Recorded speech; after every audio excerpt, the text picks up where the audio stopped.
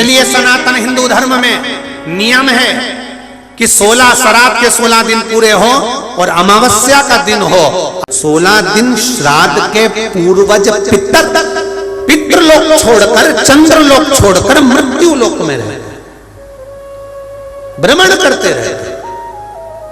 और जब अमावस्या का दिन होता है, श्राद्ध पूरा हो रहा है, अमावस्या का दिन है, शाम का समय, जो जैसे अशोकनगर है, गुना है, शिवपुरी है, सीहोर है, भोपाल है, या आसपास के जितने गांव हैं, शहर हैं, इनके पास में जो नदी होती है, जो तालाब होता है, जो कुआं होता है, जो बावड़ी होती है, सारे पितर एकम से लेकर अमावस्या तक जितने भी पितर होते हैं, चाहे जिसके घर के हों, प्रत्येक घर के पितर नदी, तालाब, बावड़ी, कुएं के पास इकट्ठे होते हैं, क्योंकि पितर 16 दिन भोजन ग्रहण करने के बाद अमावस्या के दिन पानी पीने के लिए गांव की बावड़ी, तालाब, कुआं, नदी पर जाते हैं और वहां पानी का आचमन कर कर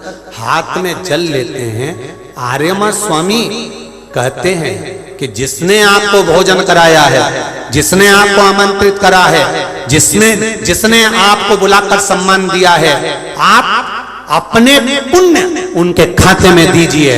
तो पितर हाथ में जल लेकर उनका नाम लेकर कि मेरे मंझले बेटे ने, कि मेरे बड़े बेटे ने, कि मेरे छोटे बेटे ने, कि मेरे चौथे बेटे ने, कि मेरी बेटी ने, कि मेरे उसने भोजन कराया, उनका नाम लेकर पितर जल छोड़ देते हैं। तो साल भर उसके यहाँ भंडार भरा रहता है और वो उन्नति की ओर बढ़ता है।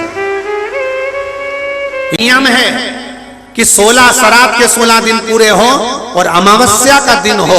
आपने ब्राह्मण को भोजन कराया ना कराया, आपने पिंडदान करा ना करा, आपने तर्पण करा कि न करा, आपने किसी को एक अंश भी किसी को दिया कि नहीं दिया, आपने गाय को रोटी दी कि नहीं दी, आपने कौवे को कागल दिया कि नहीं दिया, आपने स्वान को भोजन दिया कि नहीं दिया। पर एक काम जरूर करो कि अमावस्या के दिन शाम के समय तुम्हारे नगर में, मोहल्ले में, गांव में, खेड़े में जो नदी हो या तालाब हो या बावड़ी हो या कुआं हो, कोई भी एक जगह पर जाकर एक घी का दीप अवश्य लगाना चाहिए अपने पूर्वजों के नाम से। तो पूर्वजों को वो जो दिया की रोशनी होती है ना, वो दिए की रोशनी को पाकर पितर पूरी रात्रि भर भ्रमण, इसलिए कहते हैं ना दूसरे दिन देवी जी बैठने वाली रहती है, इसलिए कहते हैं अमावस्या की रात्रि बड़ी भारी होती है। क्यों कहते हैं? क्योंकि पितर सब इस मृत्यु लोक से चंद्रलोक होते हुए पितृलोक जाते हैं। तो जो दिया जलाता है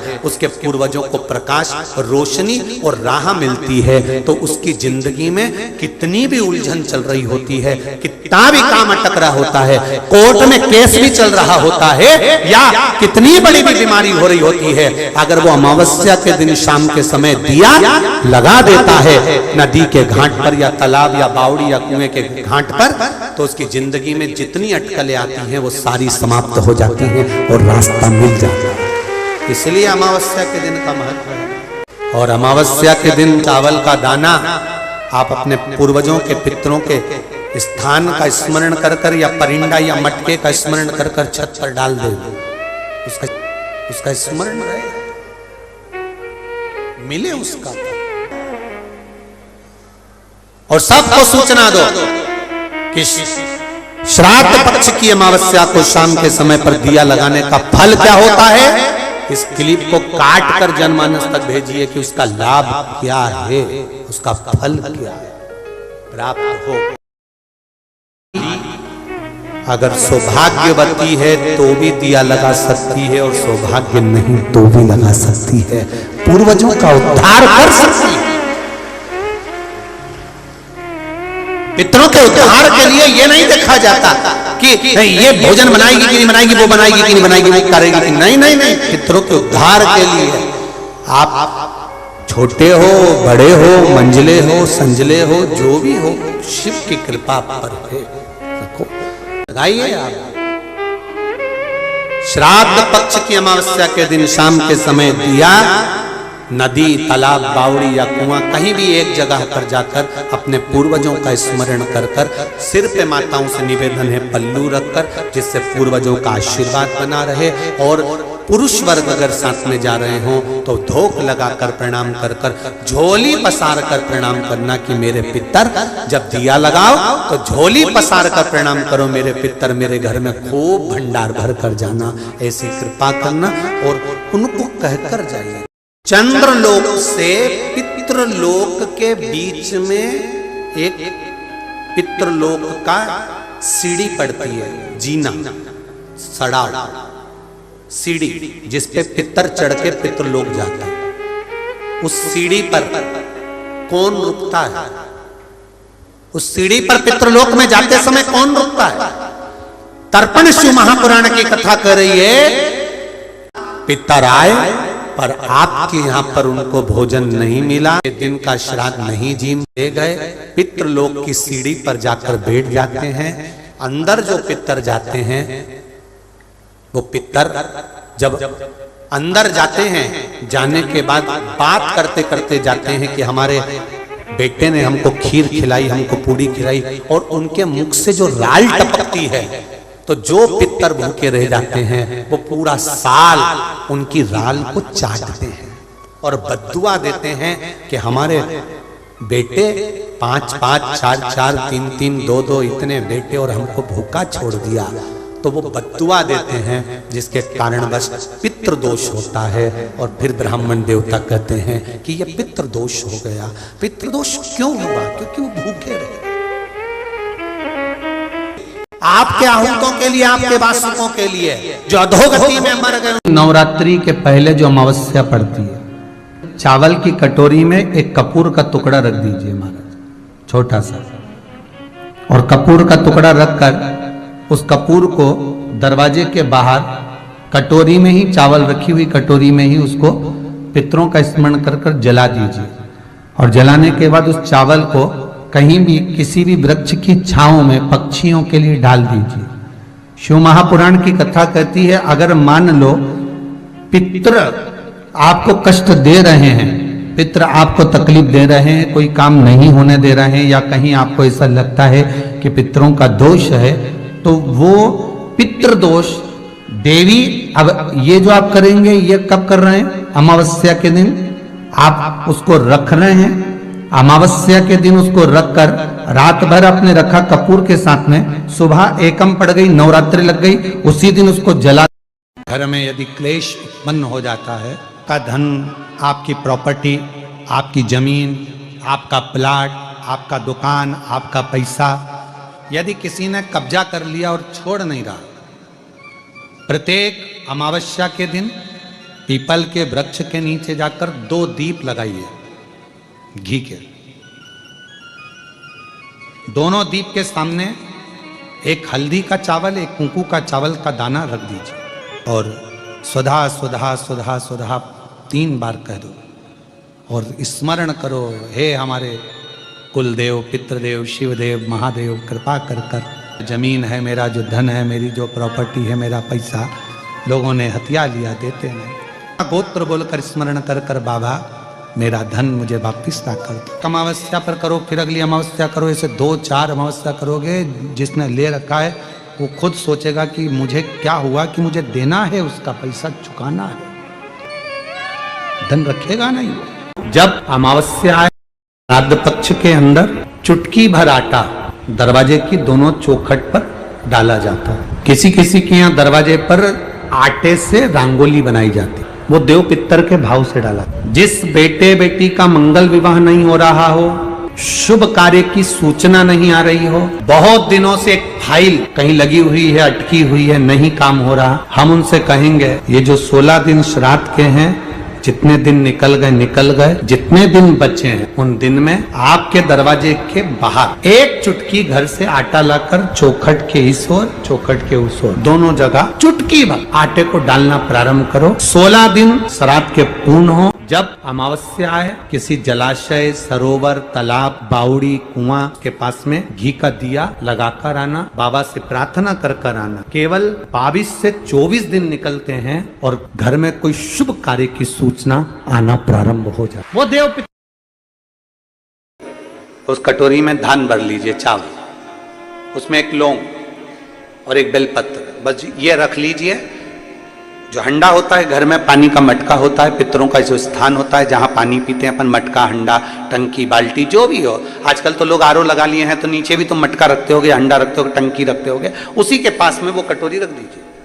14 की रात्रि, अमावस्या के दिन उस कटोरी का चावल, बेलपत्र, ये सब शिव मंदिर के अंदर आप कोई भी एक स्थान पर, कोई दोने के अंदर रखकर या कागज के अंदर रखकर, शिव स्थान पर, शंकर के मंदिर में शिवलिंग को केवल स्पर्श कर जमीन पर ही उसको एक कागज में या दोने में, उसको जहां जलाधारी होती है, वो जलाधारी के पास में गणेश वाले स्थान पर, गणेश वाली जगह पर उसको रख दे। की छोटी सी एक, अगर पितृपक्ष के अंतर्गत यदि शिवजी के मंदिर में जाकर 1 लोटा जल, 3 चावल के दाने, 3 बेलपत्र, पितरों का स्मरण कर सुधा सुधा सुधा सुधा कहकर पितरों के हेतु भी अगर समर्पित कर दो, तो शिव उसको स्वीकार कर सुधा पितरों से कहकर कल्याण कर देते, दुख समाप्त हो जाता, कष्ट मिट जाता। हम सुधा सुधा सुधा कहते हैं। अगर आप पितृपक्ष में, श्राद्ध पक्ष में कोई ब्राह्मण भोजन करा रहे हो, गौमाता को श्राद्ध पक्ष में रोटी दे रहे हो, स्वान को रोटी दे रहे हो, कागल को निकाल रहे हो, कौवे को रोटी दे रहे हो, सुधा का स्मरण सुख देता है। तो पहला चंदन बाबा के शिवलिंग पर, दूसरा गणेश जी पर चंदन की उंगली, तीसरा षडानंद कार्तिकेय पर चंदन की उंगली, चौथा अशोक सुंदरी पर चंदन की उंगली, पांचवा जलाधारी पर चंदन की उंगली, छठा जो शिवलिंग का जल बह रहा है इसके ठीक विपरीत की ओर चंदन की उंगली, और सातवां चंदन नंदी के मस्तक के ऊपर जो 2 सींग लगे रहते हैं उस पर चंदन की उंगली। ये कब लगाई जाती है? या तो अमावस्या के दिन आपको लगता है कि हमारे पूर्वजों का उद्धार नहीं हुआ, हमारे पूर्वजों का कल्याण नहीं हुआ, कहीं अधोगति में कोई, सारे लोकों में पुराण की कथा सुन ली तो पितरों को समझ जाएगा कि पितर है क्या। सारे लोकों में सबसे सुंदर लोक है पितर लोक। कारण क्या है? तुम्हारे यहां दिवाली साल में एक बार मनाई जाती है, देवलोक में दिवाली साल में एक बार मनाई जाती है, नाग दीपावली के दिन। पितृलोक में दीपावली रोज मनाई जाती है। कारण, पितृलोक में दिवाली रोज क्यों मनाई जाती है? उसका कारण क्या होता है? लक्ष्मी जी ने नारायण से पूछा, ब्रह्माणी ने ब्रह्मा जी से पूछा, इंद्राणी ने इंद्र से पूछा, एक बात बताओ, तुम दिन भर बैकुंठ में नहीं रहते हो नारायण, आप कहां चले जाते हो? भगवान विष्णु ने कहा, मैं बता नहीं सकता कि मैं दिन भर कहां जाता हूं। नहीं, आज तो आपको बताना पड़ेगा कि तुम दिन भर कहां जाते हो, तुम दिन भर रहते कहां हो, कहां पहुंच जाते हो दिन भर, आपको बताना पड़ेगा, ये आपको बोलना पड़ेगा। भगवान नारायण कहते हैं, मैं नहीं बता सकता। सुबह शाम घर पर आते हो, दिन भर गायब रहते हो, आखिर जाते क्या हो? पत्नी पति से क्यों ना पूछे? तुम भी अपने पति से पूछ सकती हो, क्यों दुकान तो 8 बजे बंद हो गई थी, 11 बजे आ रहे हो, कहां वो काम था? लक्ष्मी जी ने पूछा, तुम दिन भर कहां रहते हो? भगवान विष्णु ने कहा, मैं बता नहीं सकता। बताना पड़ेगा। तब नारायण ने कहा, फिर नारायण बोले, नारायण ने कहा कि देखो लक्ष्मी, बात ऐसी है कि पितृलोक इतना सुंदर लोक है, इतना सुंदर लोक है कि जहां जितने पितर निवास करते हैं उनके घर का कोई व्यक्ति अगर कथा सुनने जाता है, मंदिर जाता है, अगरबत्ती लगाता है, दिया लगाता है, या पूजन आराधना करता है, या भूलवश भी कहीं भगवान की कथा में जाकर बैठ जाता है, जितनी देर उसके घर का व्यक्ति कथा में बैठता है नारायण कहते हैं उतनी देर मैं उसके घर के पितरों के कंधे पर हाथ रखकर कथा को श्रवण करता हूं। पितृलोक इतना सुंदर है, और पितृलोक के जो स्वामी हैं आर्यमा स्वामी, वो पितृलोक के जो स्वामी हैं वो भी बड़े सुंदर हैं, और पितृलोक के जो स्वामी हैं बड़े सुंदर, और पितृलोक के स्वामी जिस पर बैठते हैं, काय पर बैठते हैं? कौवे पर, वो भी बड़ा सुंदर, अति सुंदर। अरे गुरुजी कहां की बात कह रहे हो, सबसे सुंदर पक्षी तो मोर है, राष्ट्रीय पक्षी में भी उसको कहा सबसे सुंदर पक्षी तो मोर है, और आप कह रहे हो कि दुनिया का सबसे सुंदर पक्षी कौवा है। अरे भाई, जिसने कथा नहीं सुनी उसको लगता है कि दुनिया का सबसे सुंदर पक्षी मोर है, पर अगर शास्त्र को उठाकर देखोगे तो दुनिया का सबसे सुंदर पक्षी कौवा था। पहले नंबर पर सफेद सुंदर अति सुंदर कौवे के आगे कोई पक्षी नहीं था। वो तो ब्रह्मा जी ने पृथ्वी पर यज्ञ करा, और पृथ्वी पर जब यज्ञ करना चाहा ब्रह्मा जी ने, तो उस समय पर ब्रह्मा जी ने कहा मुझे इस पृथ्वी पर यज्ञ करना है, इस जमीन को लीपने के लिए अमृत की जरूरत है। जैसे अपन गाय का गोबर लीपने के लिए लाते हैं, वैसे ब्रह्मा जी ने कहा इसको लीपने के लिए अमृत चाहिए। अमृत कौन लेकर आएगा? कोई आगे नहीं आया, तब ब्रह्मा जी ने कौवे को बुलाया, ए कौवा तुम अमृत लेकर आओ, क्योंकि तुम्हारी दृष्टि बड़ी प्रबल है, तुम अमृत को ढूंढ कर ला सकते हो। कौवा अमृत तो लाना, पर झूठा मत करना, अमृत को लेकर आना, मुझे बताना कहां रखा है तो मैं लेने चले जाऊंगा। कौवे ने कहा जो आज्ञा ब्रह्मदेव। कौवा आर्यमा स्वामी को नमन करा, प्रभु ब्रह्मा जी का काम है, मुझे जाना पड़ेगा। कौवा बड़ा सुंदर था, बुद्धिमान था, तो कौवे को भेज दिया। इसलिए रामचरितमानस में काकभसुंडी की कथा बार बार आती है। गरुड़ और कौवे की कथा आ रही है। कौवा कितना विद्वान था, चला अमृत का पता लगाने के लिए। जब कौवा चला, अमृत का पता लगाते लगाते लगाते लगाते कौवे ने संकल्प ले लिया था कि जब तक अमृत नहीं मिलेगा मैं मुख झूठा नहीं करूंगा, पानी तक नहीं पीऊंगा। भूखा प्यासा कौवा दौड़ता रहा। आर्यमा स्वामी से कहकर कौवा दौड़ते दौड़ते दौड़ते दौड़ते जाए। बहुत दिन हो गए, तब कौवे को अमृत मिला। अमृत मिला तो कौवे को लगा बहुत तेज प्यास लग रही है, करूं क्या? कौवे ने उस अमृत को झूठा कर दिया। ब्रह्मा जी को आकर कहा स्वामी अमृत वहां रखा हुआ है, पर बात इतनी सी है कि मैंने उस अमृत को झूठा कर दिया। ब्रह्मा जी को क्रोध आ गया।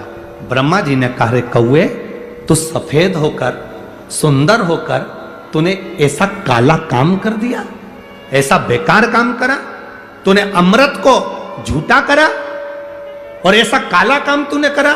मैं तुझे श्राप देता हूं कौवे, तू गोरे से काला हो जाएगा। तूने अमृत को झूठा करा, इसलिए तेरी वाणी कर्कश हो जाएगी, तेरी वाणी कर्कश हो जाएगी। अमृत को कौवे ने झूठा करा था, इसलिए सारे पक्षी जल्दी मरते हैं, पर कौवा इतनी आसानी से नहीं मरता। कौवा इतनी आसानी से नहीं मरता। सारे पक्षी जल्दी मरते हैं, पर कौवा आसानी से नहीं मरता। तेरी वाणी कर्कश होगी तो काला होगा। सुंदर कौवा काला हो गया। आर्यमा स्वामी ने देखा कि मेरा कौवा, मैं जिस पर बैठता हूं, ये काला हो गया। आर्यमा स्वामी ने ब्रह्मा जी से कहा आप क्या चाहते थे? ब्रह्मा जी कहते हैं मुझे यज्ञ करना था, जमीन को लीपना था, कौवे ने अमृत झूठा कर दिया। क्यों चिंता करते हो? अमृत तो अमृत है, कोई झूठा भी कर देगा तो अमृत की शान कहां घट जाएगी? अमृत की क्या शान घटना? आर्यमा स्वामी ने कौवे से कहा तू चिंता मत कर। आर्यमा स्वामी बोले कौवे तू चिंता मत कर, आज मैं तुझको एक कार्य देता हूं। जब 16 श्राद्ध आएंगे, कौवा जिस जीव की जो तिथि होगी, मान लो किसी की चतुर्थी तिथि है, उस चतुर्थी तिथि पर तुझे छोड़ने के लिए पृथ्वी पर पितरों को जाना पड़ेगा। जब उनके छत पर तो पितरों को छोड़ने के लिए जाएगा, कौवा जब तू वापिस आएगा, तेरे लिए छत के ऊपर भोजन रखा रहेगा, जिसकी छत पर भोजन रखा मिल जाए उसको तू पाएगा तो पितृ तृप्त होंगे। कौवे ने कहा मेरे द्वारा पितृ तृप्त होंगे? कौवा नहीं, जब पितर वापिस आएंगे, पितृलोक में रहेंगे, उनको 1 वर्ष के अंदर जब भूख लगेगी तब कौवा तू अपनी चोंच में उनकी छत से जो भोजन लेकर आएगा, अपनी चोंच से निकालकर उन पितरों को देगा, जिससे उनका कल्याण होगा और वो आशीर्वाद प्रदान करेंगे, वो वर प्रदान करेंगे। हम नहीं पहचानते हमारे शास्त्रों के विधानों को, हमने कह दिया ये अच्छा है, हमने कह दिया वो अच्छा, उसको समझो कि आखिर श्रेष्ठता कहां है। शिव तत्व की प्राप्ति का एक आनंद बिंदु है। अमावस्या के दिन किसी भी तो पीपल का वृक्ष हो या बेलपत्री का वृक्ष हो या बट का वृक्ष हो, उसके नीचे लगा दो प्रदोष काल में, पर अमावस्या के दिन लगाएं जरूर। का मुंह दक्षिण की ओर कर अवश्य जला कर जाना, सारे पितृदोष समाप्त हो जाएगा, सारा पितृदोष समाप्त। क्यों? क्योंकि अमावस्या के दिन पितृ शाम के समय प्रदोष काल में शंकर भगवान का नाम जाप कर नदी तालाब बावड़ी पर पानी पीने जाते हैं, वहां से जल का आचमन कर पितृ अपने लोक को चले जाते हैं। प्रदोष काल के समय नदी तालाब के किनारे पर दिया लगाया जाता है दक्षिण की ओर मुख कर बत्ती का, तो पितृ आशीर्वाद देते हुए जाते हैं कि फलो फूलो आगे बढ़ो, उन्नति करो, तरक्की करो। ये पितरों का आशीर्वाद रहता है, पितरों का वर। यहाँ पितृदोष होता है, काल सर्प दोष होता है, वास्तु दोष होता है, उनको ज्यादा कुछ नहीं करना होना। महाराज एक बेल का फल लीजिए, क्या लेना है?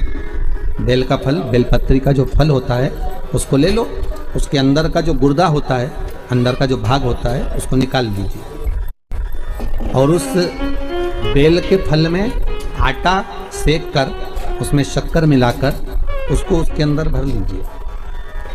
अमावस्या के दिन सुबह 10 बजे से पहले उस बेल फल में जिसमें तुमने पंजेरी भरी है, आटा सेक कर भरा है शक्कर के साथ में, उसको अपने घर में घुमाने के बाद में जिसको काल सर्प दोष बताया है, पितृदोष बताया है या वास्तु दोष का स्मरण बताया है, घर में सब दूर घुमाकर अपने परिवार का हाथ का स्पर्श कराकर पीपल के पेड़ के नीचे तक खड्डा खोदकर उस बेलपत्र के उस फल को दाब दीजिए, उस फल को उसमें दबा दीजिए।